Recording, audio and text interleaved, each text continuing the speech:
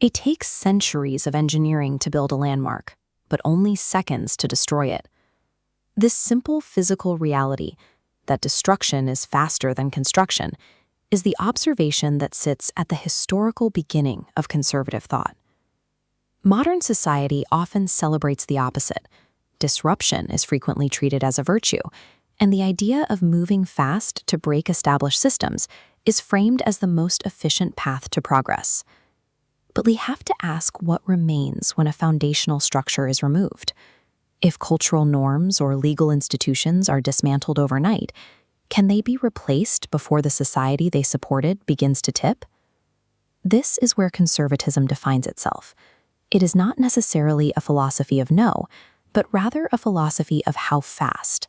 It focuses on controlling the velocity of change.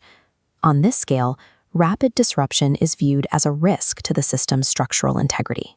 Conservatism acts as a regulator, favoring gradual, experiential adjustments to ensure society remains stable enough to function.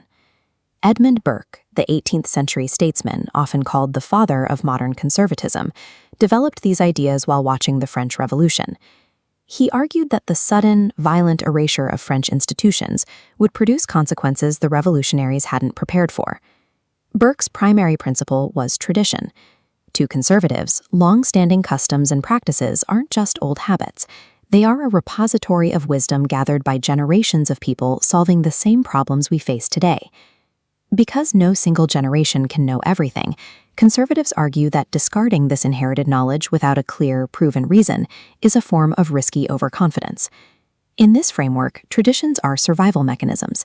They have endured because they provided a functional way for people to live together through centuries of trial and error. This caution is rooted in the conservative view of human nature. Influenced by thinkers like Thomas Hobbes, many conservatives believe that human beings are naturally fallible and driven by self-interest. Because people are seen as imperfect, conservatives argue that a society relies on social order to manage conflict and keep individual interests from clashing. That order is maintained through 4 pillars: robust law enforcement, respect for authority, and strong institutions and predictable, reliable rules. Beyond the state, the family unit and religious values are seen as the essential community structures that teach these norms and keep the social fabric from fraying. Without these external constraints, the conservative view suggests that society defaults to instability. Order is the prerequisite that allows everything else, from commerce to art, to exist. If order provides the stability, private property provides the energy. Conservatives see property ownership as the primary economic anchor for a community.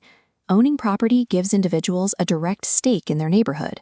Property acts as the foundation for personal responsibility and free market investment. Placing a roof of limited government and lower taxes over these pillars defines economic conservatism, prioritizing market freedom over state intervention. This leads to the principle of gradual change. If a large system like healthcare or education is failing, a conservative prefers to reform it through small, measurable steps. This allows the system to be tested at each stage before the old one is fully abandoned. The goal is to ensure that the core functions of society, like the economy or the law, stay operational even while they are being updated for the future. Every ideology prioritizes different weights on this scale. While liberalism focuses on individual rights and socialism on economic transformation, conservatism places its weight on the side of stability and tradition. Critics point out that when the scale tips too far toward tradition, it can preserve unfairness. A slow pace of change can mean that necessary reforms are delayed and that inequalities are allowed to persist for longer than they should. The conservative response is that some level of friction is necessary. In their view, the risk of a system-wide collapse during a rapid revolution is far more dangerous than the frustrations of a slow-moving reform.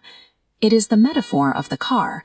A functioning society needs a gas pedal for progress, but it cannot safely navigate a dangerous road without a working brake. Ultimately, conservatism is a philosophy of management. It is the attempt to keep the foundations of the present intact while slowly navigating the vehicle of society toward an uncertain future.